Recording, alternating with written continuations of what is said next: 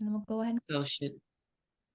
Well, like I said again, welcome everyone. My name is Riley Cleary. I am the program director for Operation Snowball Inc. And I am so excited to welcome you to our virtual training that we're offering this year for Suicide Prevention Week. Incredibly happy to be able to welcome a talented, educated, lovely speaker back to our Snowball family to lead us through a lot of important information and some findings that she's been able to gather over the last few months with a lot of different schools. So without further ado, Tandra, the floor is yours, and we are so happy to have you for a training today. Thank you so much, Riley. And thank you. I want to say thank you to Operation Snowball and for all of you who are joining us for this presentation this morning. And I always get excited when I have an opportunity to talk about mental health and suicide prevention, especially as it relates to our schools. As Riley mentioned, my name is Tandra Rutledge, and I'm going to talk a little bit more about who I am and about what I do and how I got into this work. But I want to just do a little brief introduction about how we got here for this topic and why I'm so overjoyed to be here as your presenter today. This is a condensed workshop that I will be sharing with you today. And it is based on a project that I have been working on with the Great Lakes Mental Health Technology Transfer Center. So shout out to them for supporting the work, seeing the need for the work, and working with and responding to the needs of school districts in the Great Lakes region, as well as districts around our country. And throughout the country. We've actually, when we were doing this work over the past couple of years, we've had international interests, Michelle. So you are not alone in terms of your interest in being here. So this workshop today, we have an hour, but it's a condensed workshop. And it's based on some of the things that we've learned from learning collaboratives that we've had with school districts who were interested in strengthening their suicide prevention efforts. And so this will be a combination of sharing with you some best practices when you're thinking about or engaged in suicide prevention in your school district. So some of this information you will be familiar with. That's going to be the first part of the presentation. And then the second part of the presentation will be really focused on what we learned from the Learning Collaborative and how we incorporated process improvement strategies to help overcome some of the barriers that school districts face when trying to engage in suicide prevention work. And so that is the setting as to why we're here this morning. And so I'm going to be doing a lot of talking, but certainly I want you all to ask questions. We have a small group, so it's a lot easier to manage. If you have questions or comments, please feel free to do so as we go through the presentation.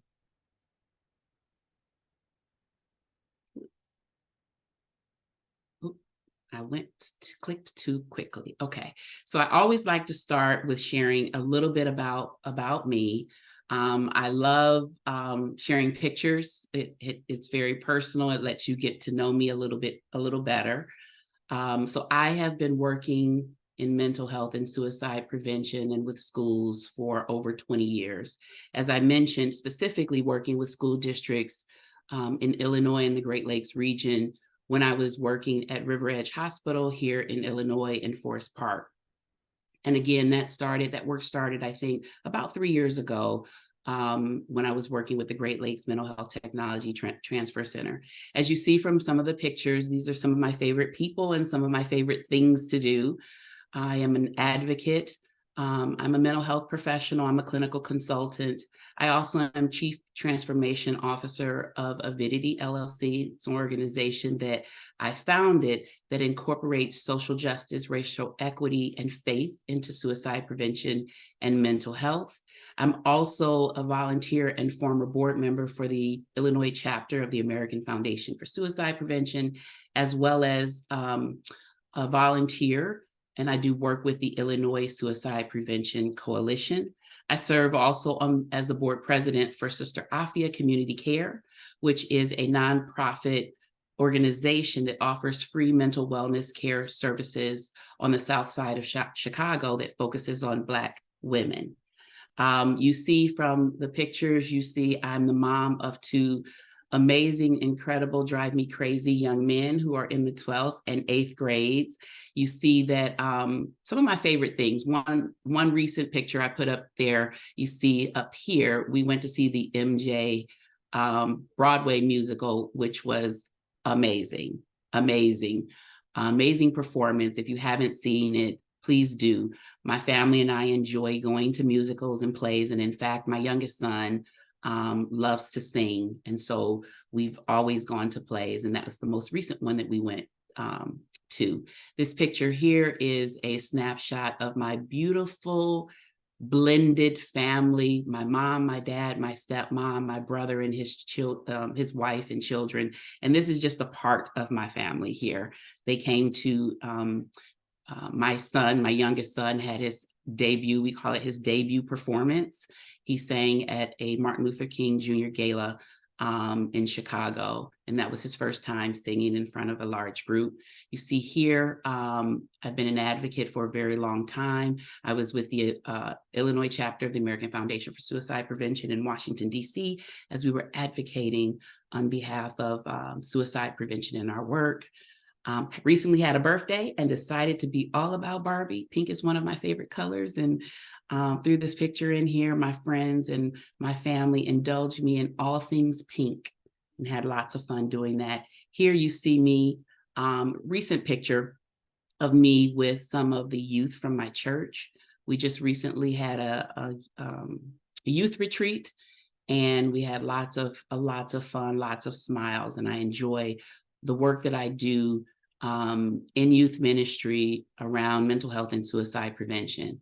And here, this picture was of me being interviewed on WGN a couple of months ago, as we were that day hosting a Soul Shop workshop. It is one of the programs that I'm involved with as the director of youth and campus programs for Soul Shop.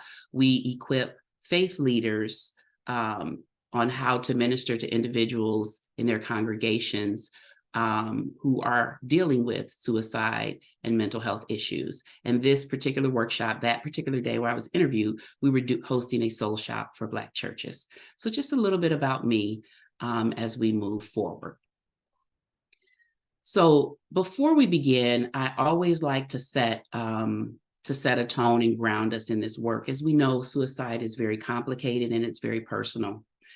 Many of us are lost survivors, and we've lost students, we've lost clients, we've lost friends or relatives. Some of us may also struggle ourselves with suicidal ideation or know someone who does. Some of us even may be attempt survivors. And so as we go through this information today, what I'd like for us to agree to do is to avoid blaming ourselves or holding ourselves responsible for what I call the woulda, coulda, shoulda, based on what you learned today or what someone says today, or even what you learn in the future about suicide prevention. Most of us, when we got into this field, we weren't trained on how to respond to someone who is suicidal. So one of the most important things that you can do today and moving forward is to remember to take good care of yourself. So if you need to step away, please just let us know in the chat. And I want you to, today and always, is to focus on things that bring you joy, that help you relax, and that keep you healthy. And if everyone can agree that we're going to do the best we can today, and that we're going to have this conversation filled with hope, hope that each one of us plays an important role and an important part in suicide prevention, and that we're going to take good care of ourselves. If we're in agreement, then we can move forward. Is everyone in agreement to doing so?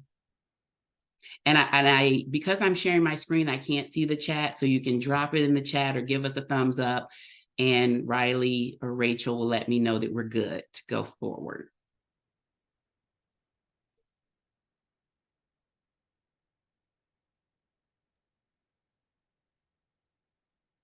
Are we good? Looks like we are good to go. We are good to go. Thank you. Thank you. So what are we doing here today? We're going to focus on three things. We're going to recognize the core components, the essential elements of a comprehensive school-based suicide prevention plan. We are going to hopefully understand the NIATEX principles and change model, and how you can use the NIATEX model to bolster or support your school district's suicide prevention policies, plans, and programming. And then I'm going to give you an introduction to a few hands-on common sense tools, 5 process improvement techniques that you can use today to help strengthen your suicide prevention programming in your school or your districts. So before we jump in, I always like to establish a baseline of shared language, because how we talk about suicide really does matter. Committed suicide used to be a common terminology, but more people are avoiding that terminology because we know that it can be judgmental, and it sounds like someone's committed a crime. We know from research that suicide is a health outcome. So it's important that we talk about it like we talk about any other health issue, such as cancer or heart attack.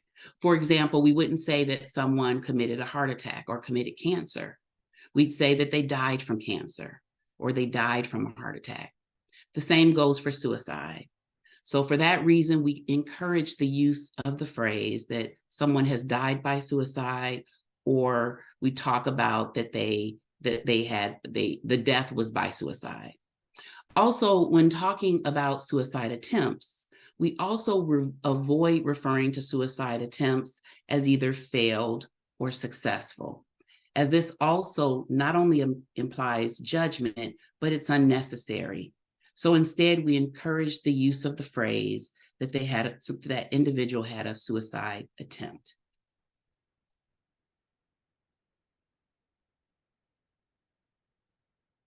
So there's some things that we already know about suicide. We know that suicide is complex, that there is no single cause. We also know from research that a previous suicide attempt does signal a need for other coping strategies, should the person who made the attempt feel that way again. We also know that that suicide can be prevented just like other health concerns. Now, when I say that, what I mean, because sometimes that can be triggering to hear for people, especially those individuals who've lost someone to suicide. What we're saying is that we can be educated to identify the signs of suicide, and there are actions that we can take to help support someone when they're in crises and get them to help. So we're not blaming any individual who's lost someone to suicide, but there are things that we can do, there are steps that we can take to support someone, to get them the help they need during that time of crisis that can save their lives. And then lastly, most people who have attempted suicide do not go on to die by suicide when they get the help and support that they need. So these are the things that we know from research about suicide. And I am going to pause here and see if there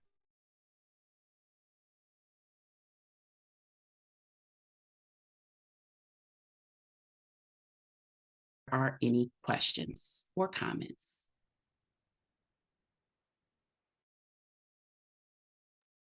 Feel free to come off or put your question or comment in the chat.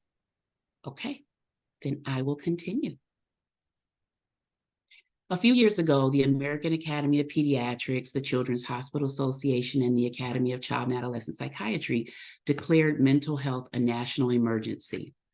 And around the same time, Kelly Stroback, who is the Director of Policy and Advocacy for the National Association of School Psychologists, said that we don't need to focus on student mental health just because of COVID. The need has always been there. As a nation, we are finally paying attention to it. So in the US, we know that the Centers for Disease Control um, um, keeps the statistics on suicide prevention, and they also release a youth risk behavior survey. The last survey that they released was in 2021, and this survey is given to high school students across the United States. And in 2021, they surveyed 17,000 students in the fall of 2021. And so this data is based on those results. And we saw that there were several areas in adolescent health and well-being where there was improvement, but there were still areas that were areas of concern and certain subsets of students where we have concerns. Now, the data doesn't provide the full breakdown of exposure and experience by race and ethnicity and gender and sexual orientation, and don't take into account the intersectionality across categories, for example. So females who are lesbian or non-binary within and across race. But we do see some trends and some things that we are concerned about. For example, the mental health of female youth show concerning trends. We're seeing an increase in their feelings of sadness and hopelessness across the country. We're seeing an increase in their thoughts of attempting suicide, seriously considering suicide, up over boys. And so these increases are concerning. We also see trends with our LGBTQ youth, and that they're more likely to experience all forms of violence when compared to their other peers. And nearly 70% of LGBTQ plus students experience persistent feelings of sadness, hopelessness that they reported over the past year. And almost 22% attempted suicide during that past year, and 45% seriously considered attempting suicide. Again, the data doesn't paint the full picture of why certain subsets of students are seeing high levels of suicide risk, because we know that suicide is complex. Suicide risk is dynamic, and an individual's personal risk factors combined with precipitants, such as experiences with isolation, depression, anxiety, economic stress, suicidal ideation, and access to lethal means, may lead to periods of increased risk. Additionally, in this report, which is good news, it does include data on social determinants of health, such as unstable housing and protective factors, such as school connectedness and parental monitoring. And we're going to talk a little bit more about school connectedness in a moment.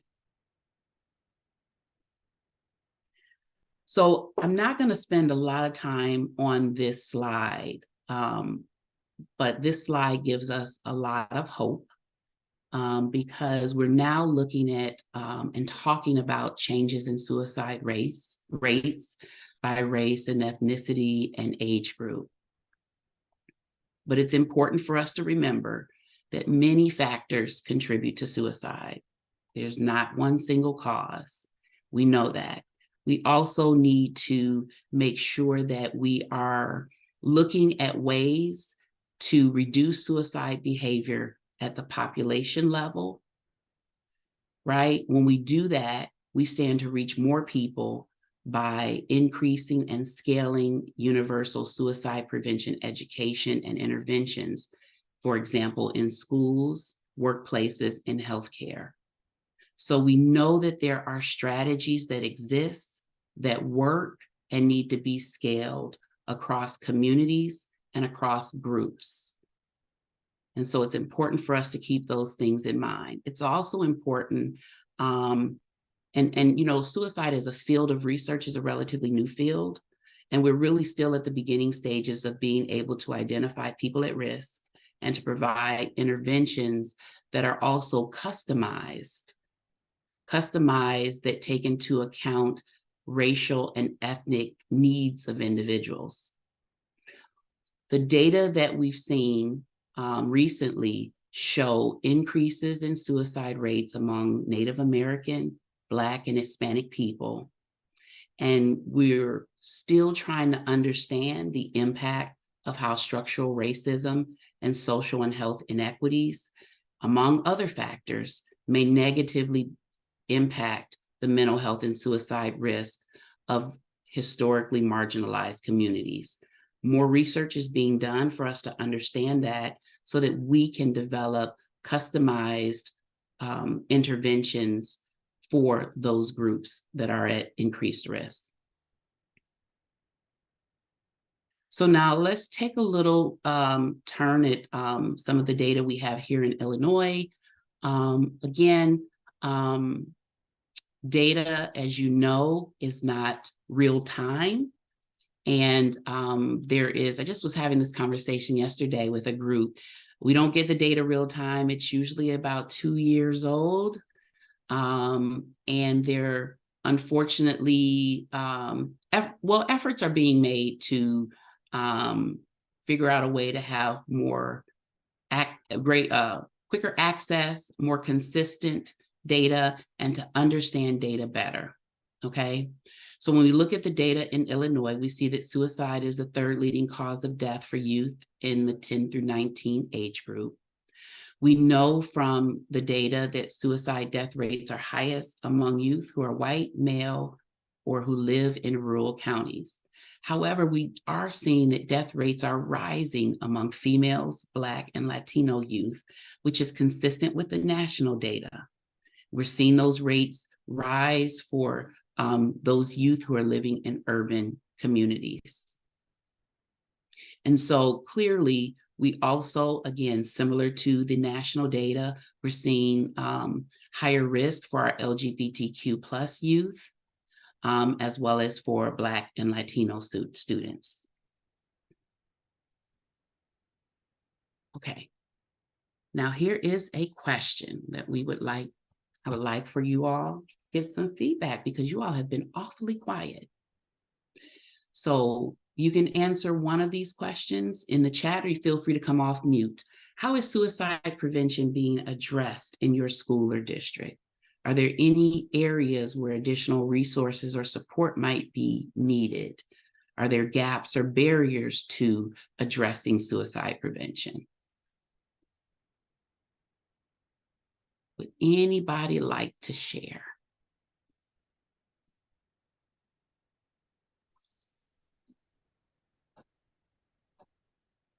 Any volunteers?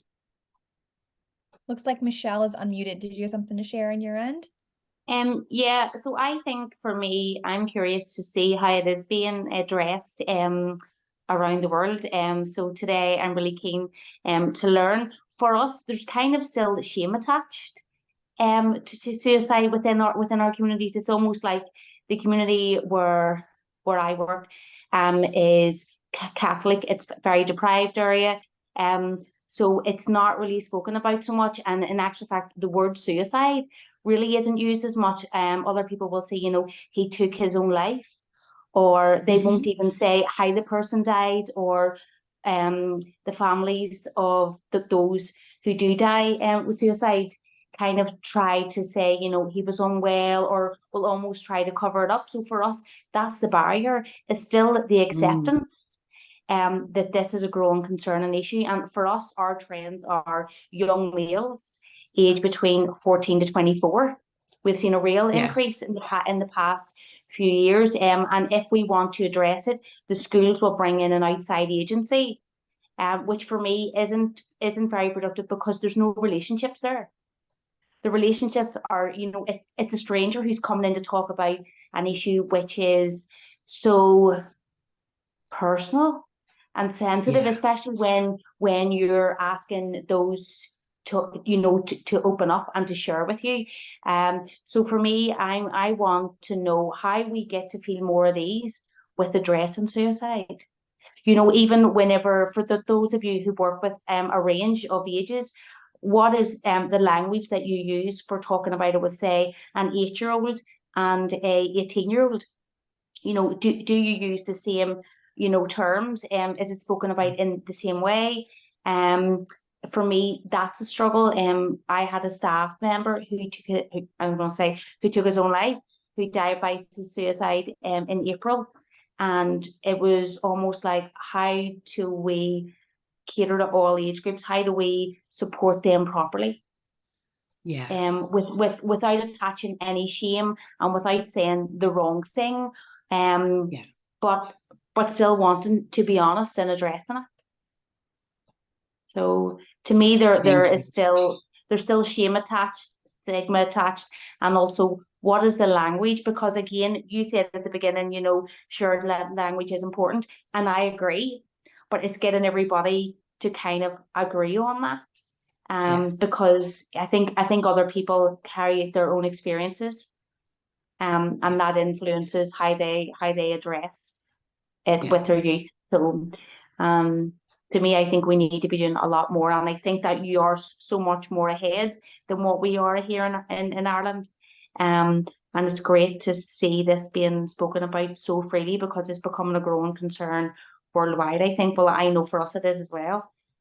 So any information that anybody can share, I am open to hearing it and taking it on board. Thank you, Michelle, for sharing. You shared a number of things, and I'm hoping that some of the other individuals on the call would like to have anything to respond, to the things that she said. I have some thoughts, but I would like to see what other people want to share with her. Thank you, Michelle.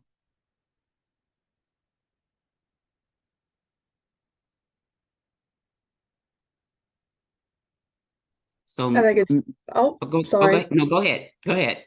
I think it's hard because even in Southern Illinois where we are, it's not talked about a lot. We've been trying to do a lot of more mental health awareness, because that's kind of like stage one for us. But we've had a couple of our youth advisory kids that lost a parent recently by suicide. So it is a increased concern, but there's not a lot of resources here.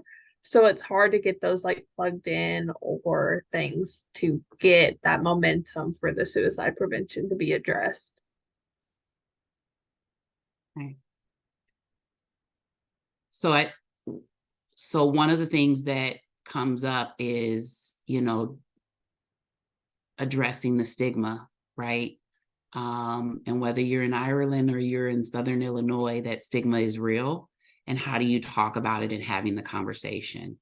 And there are some resources that I'll share with you. We'll probably share with in a follow-up email of how you can begin to identify ways of addressing and increasing awareness and addressing that by identifying who your stakeholders are, who are the individuals in your community or the organizations in your community who you might be able to lean on, that might be able to help support the work. And so understanding what the fears are or the concerns are around the stigma is important. And then, Michelle, you talked about something really important about having an outside agency come into a community where there's lacking relationships. And that's really hard. It really has to, I'm not saying not to do that, because if that's the only thing that we have, then we got to use that, right?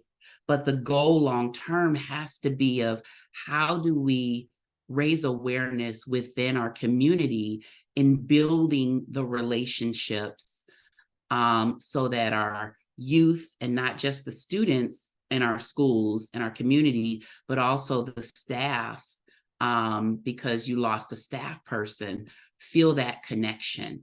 And so sometimes relying on outside providers is helpful. Look, school districts you can't do this alone.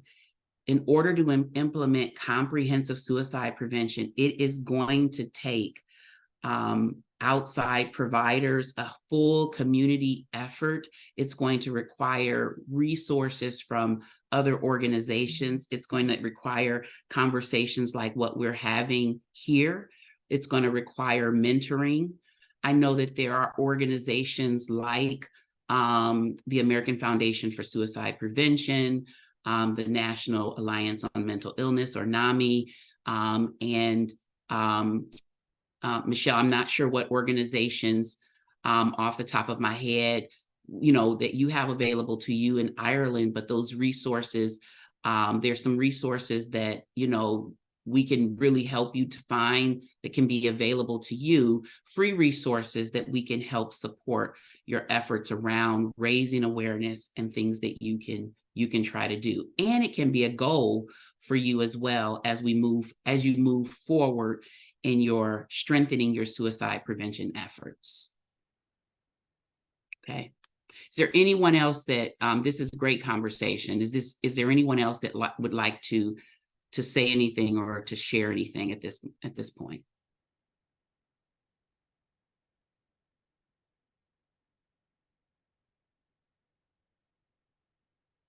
Okay. Okay. If not, please, if so, please, don't hesitate to, interrupt or jump in, because what's really important for me as a presenter and doing this work is that you leave here getting what you need from this. And that's really what's most important here. So I mentioned that I do work with school districts last year. So I am in Illinois. My children go to, they're in the Downers Grove School District. And last year I did a workshop with District 58. And they asked me to come in and do a mini workshop to help them. And this came from the district level, and they wanted me to help them look at their district suicide prevention plan, and they wanted to see if their current plan meets the needs of students and staff. And that's like this big thing, right? They wanted to look at it. Is it good enough, right? And so I met with them and I put some things together and did a mini workshop. This was part of it, to give them some tools and resources to help them begin to look at, as a team, is their plan good enough? Does it meet the needs based on what the experts say is needed? And so one of the things that I shared with them is around the role of school districts. So the Centers for Disease Control, has identified 4 factors related to school connectedness. Now, we talked about protective factors. So where schools have a role is schools have a role in increasing protective factors as best as they can as an organization, right? And working to decrease risk factors. So the CDC has identified 4 critical factors of school connectedness. We know that when students feel connected, that it can reduce, it's one of the things that can reduce risk for suicide, can reduce risk of anxiety and depression and, mental health, and it can promote positive mental health. And the 4 areas were adult support, positive school environment, belonging to a positive peer group, and commitment to education. So we can't overstate the importance of school and the role of schools in fostering youth mental health. There is a strong correlation in the research between students who feel connected in school environments and their academic performance and their mental health. And so the goal of the work that we're doing is to build schools' capacity to support student mental health. And this is a strategy in suicide prevention. And it's part of the work that we're trying to do to scale the efforts around suicide prevention at a district level and at a population level. Here is a resource, and you don't have to worry about writing these things down because we're going to send this out after the presentation. But according to the Suicide Prevention Resource Center, or SPRC, effective suicide prevention is comprehensive. So it requires a combination of efforts that work together to address different aspects of the problem of suicide prevention. So this is a model of that you're looking at right now. Shows 9 strategies that contribute to that comprehensive approach and to suicide prevention, as well as mental health promotion. Each strategy is a broad goal that you can advance through an array of possible activities, programs, policies, practices, and services. And this model was developed by SPRC and the JED Foundation, drawing from the experience of the U.S. Air Force Suicide Prevention Program. So identifying and assisting people at risk. We know that individuals who are in distress don't seek help or support on their own.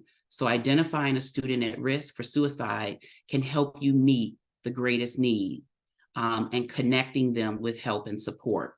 That's where those relationships become really important, and staff really knowing who students are and who's at risk. Strategies to help with that would be providing staff at schools with gatekeeper training so they know what to look for, doing suicide screening and teaching warning signs, having training for staff that's a regular part of professional development. Increasing help-seeking behaviors, teaching not only staff, but teaching students how to recognize when they need support and helping them to find it. So self-help tools and outreach campaigns are also ways and examples to lower a student's barrier to obtaining help and reaching out. Fostering peer norms that support help-seeking or making services more convenient and making them culturally appropriate. Another example here that's listed is ensuring access to effective mental health and suicide care and treatment. This can include such things as safety planning, evidence-based treatments and therapies delivered through trained providers. This is where schools might have partnerships and relationships with outside providers so that they can have a list of referral resources for students who need mental health care and suicide care, and working with community providers to ensure that their students get timely access to that care that they need. Support safe care transitions and create organizational linkages.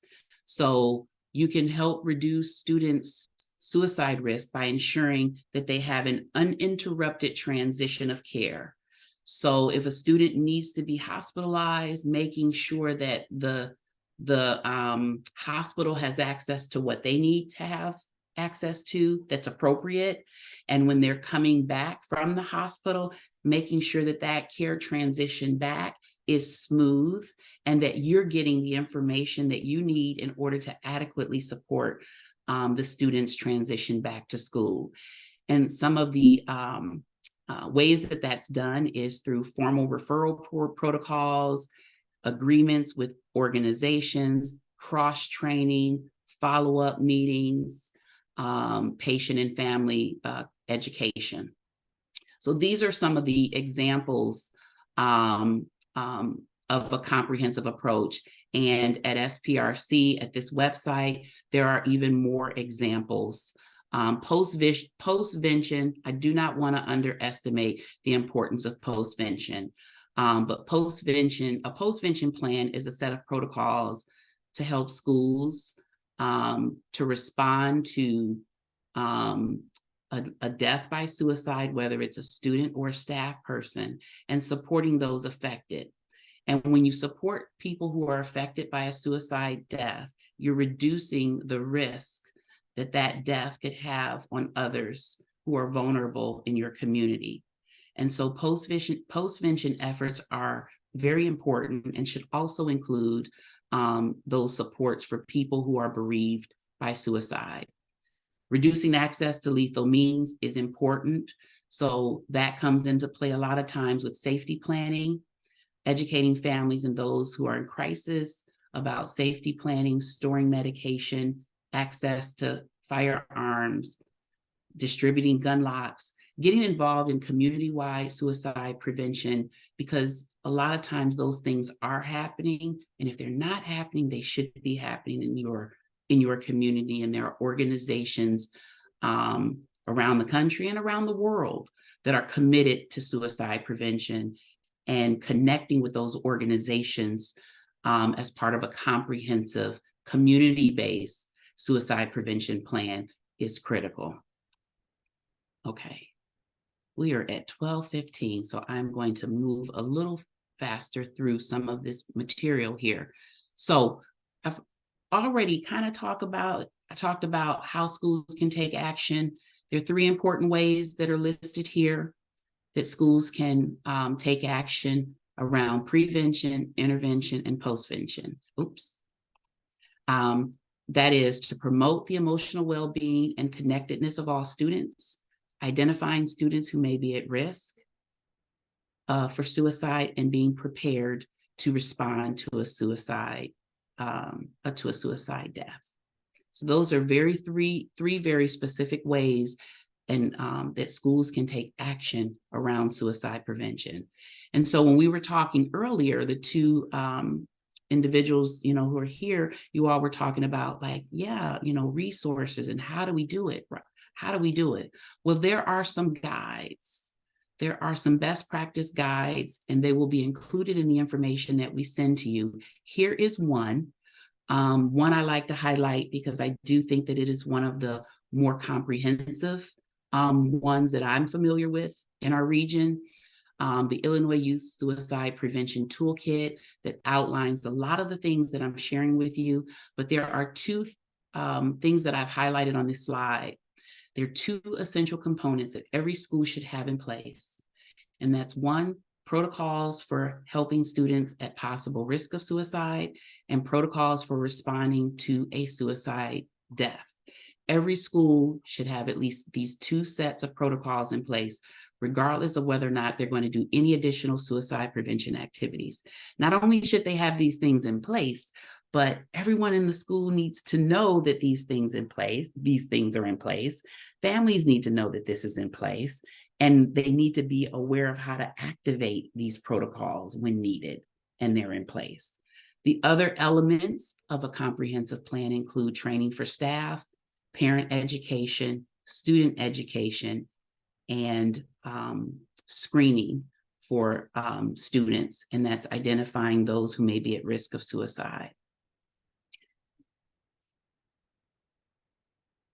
Now, this is, we're gonna shift gears here. As I mentioned to you, the work that we've been doing with the Great Lakes Technology Transfer Center has been around, okay, that's great. Everything that you said is great, Tandra. You've said this is what we need to be doing, but how do we do it? If you're in prevention, if you ever tried to implement a new program, a policy or initiative, you didn't have the resources or support you needed. What we've learned from our work with school districts, and we've worked with over 30 school districts, is we've learned that there's not enough time. Sometimes school districts don't have support. They lack financial resources. They lack commitment from staff.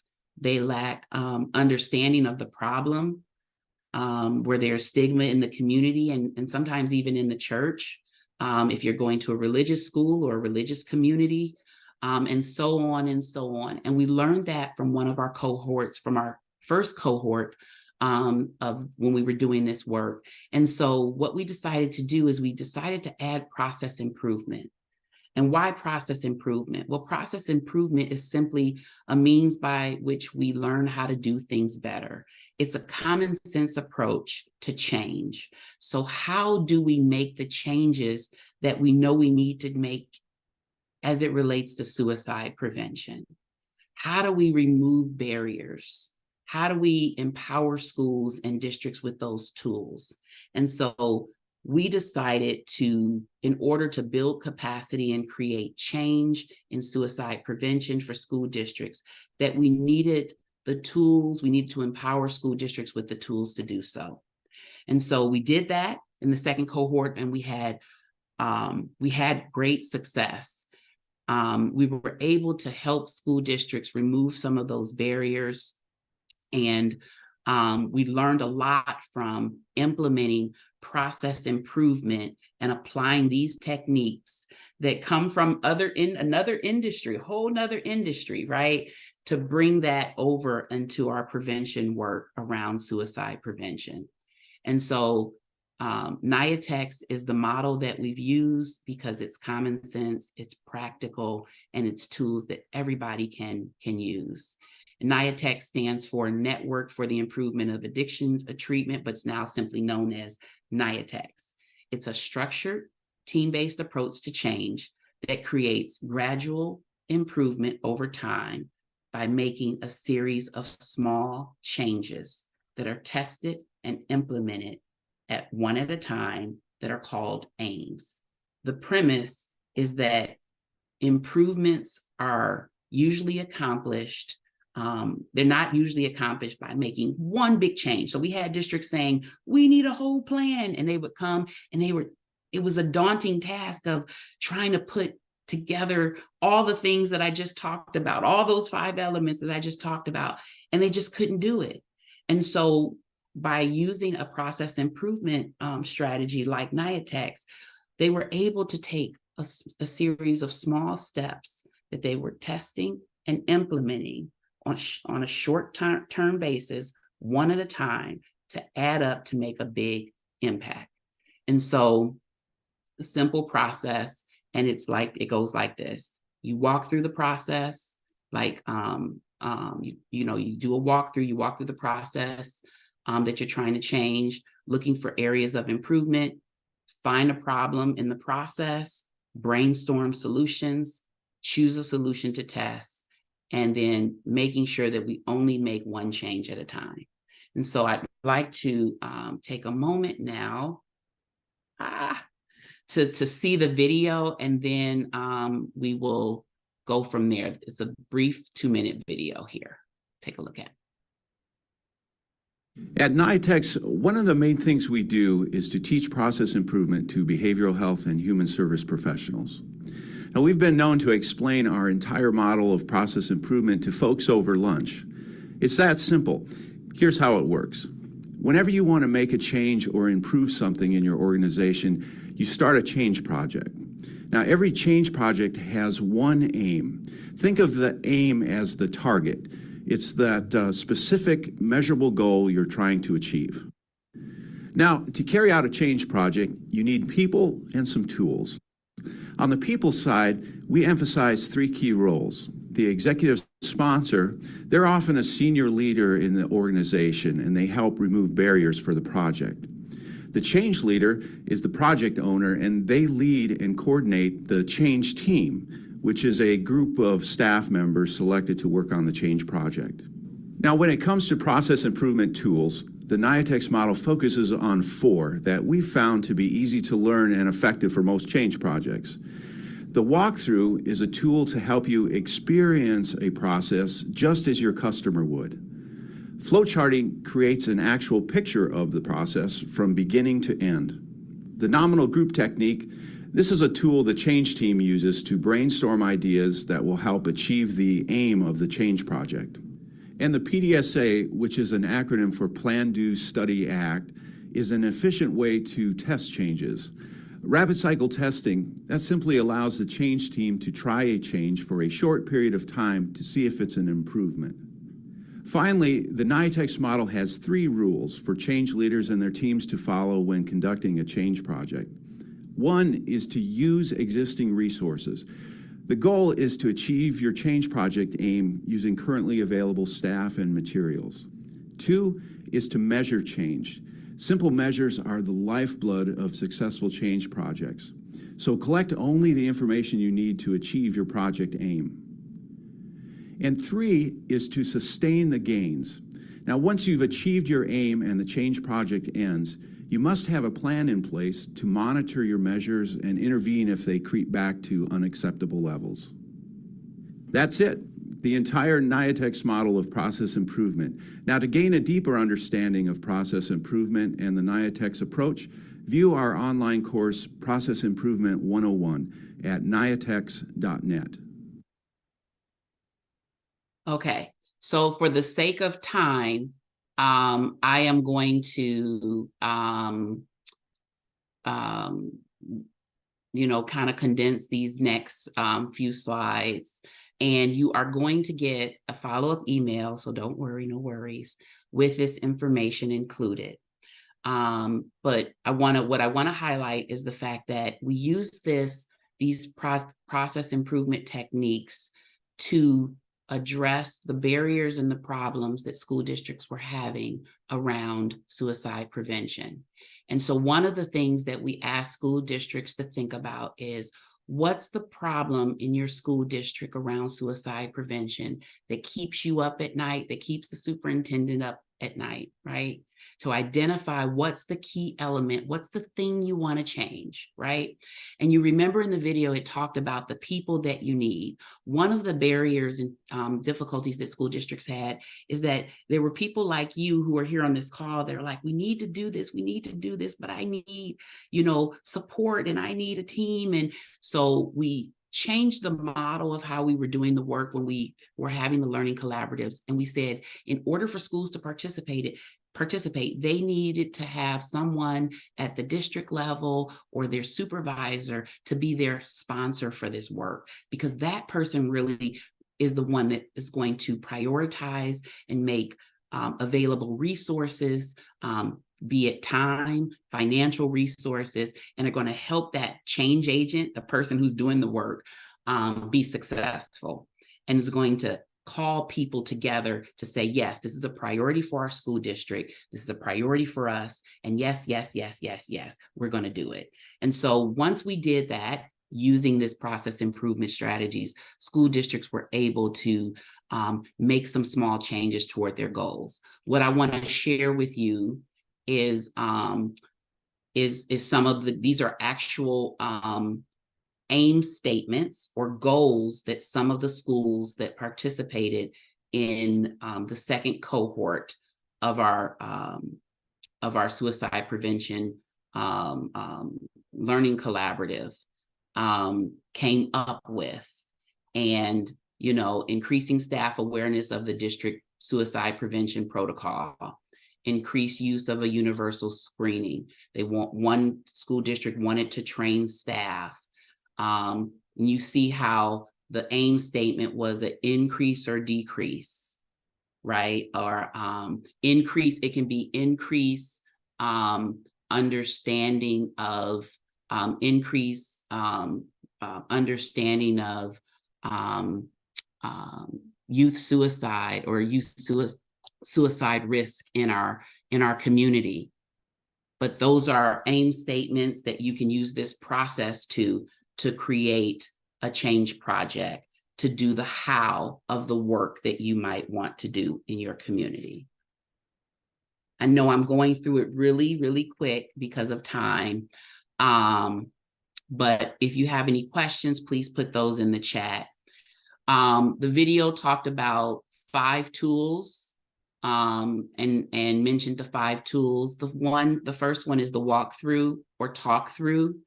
And that is going through your current process and experiencing it. For example, if you have a referral process for students who might need to get referred to a counselor, what is that experience like? And you as a team to walk through or talk through what that experience is for students, and see if there are any areas that are cumbersome that you need to change in that process, and then documenting that. Flow charting is probably one of the more familiar processes that you've used, you've seen, creating that visual map of the process. That nominal group technique is one of my favorites. And it is it's like a brainstorming session, and it promotes group participation where you are in small groups and you're writing down solutions, and you're actually trying to identify the key problems and what you need to address as it relates to suicide prevention. And it helps you come to a group consensus of what you want to focus on for your change project. And then the last two are the PDSA cycles and the rapid cycle testing, which some of you may be familiar with, to plan to test a change, to actually do it, right? To study and look at the results, and then to decide whether you're going to adopt the change, abandon, or adapt the change, and then go to the next cycle. And then the rapid cycle testing just has to do with you are trying the change on a small scale for a short period of time. So you're doing something you're not doing it for a whole school year, you're doing something for 3 weeks, right? And that's the rapid cycle testing, right? You're trying to get a change that results in an improvement. Whew. Okay, just one more thing. So we are at the end with 1 minute, with 1 minute. I don't know if you all are familiar with this phrase. I like to end with this, but Peter Falk, who played Columbo, I'm dating myself, used to say when he was investigating, he said, "Oh, just one more thing before I forget." So this is the place, and I'm going to stop my screen share here so I can see everyone. If there is just one more thing that you have, or a question that you might have, I know that we ran through especially the second half pretty quickly, but I do want to honor everyone's time because it's 12:30 and this is probably a lunch hour for you. Riley and Rachel, I always stay on a few minutes after, but for those who do have to leave, I just want to say that thank you for joining us today. We will be sending out resources for further study, as well as any contact information, my contact information. And I'm still working with the Great Lakes Mental Health Technology Transfer Center on this project. We're in the new phase of this project where we're developing from all of these learnings, we're developing a toolkit for school districts who might want to use some of the things. We're putting all this stuff together in a nice free resource that school districts can use, and we'll be looking for school districts to want to be involved in the testing phase of that resource. If you're interested in looking at how you can strengthen your suicide prevention efforts, and you're interested in being a part of that in the spring, we are going to be looking for some districts to test and pilot and get feedback. So I'll be following up with Riley and Rachel about that. So with that, I'm going to officially stop talking. I will stay on for those who might have other questions, if that's okay, Riley and Rachel. Absolutely. Absolutely. Okay. Just one more thank you so much on behalf of Operation Snowball for leading the session with us today, and sharing so much of your knowledge that you've come to find on such an important topic that very clearly is impacting so many of us across the country. So thank you for sharing and for being here, and everyone for joining the session. And we'll make sure to send all those resources to you soon. Thank you, everyone. Yes. And if you have questions, I will hang out for a few more minutes for those who might have questions or have time to stay. Thank you. I knew I recognized you, Nat. Is it possible to ask a question?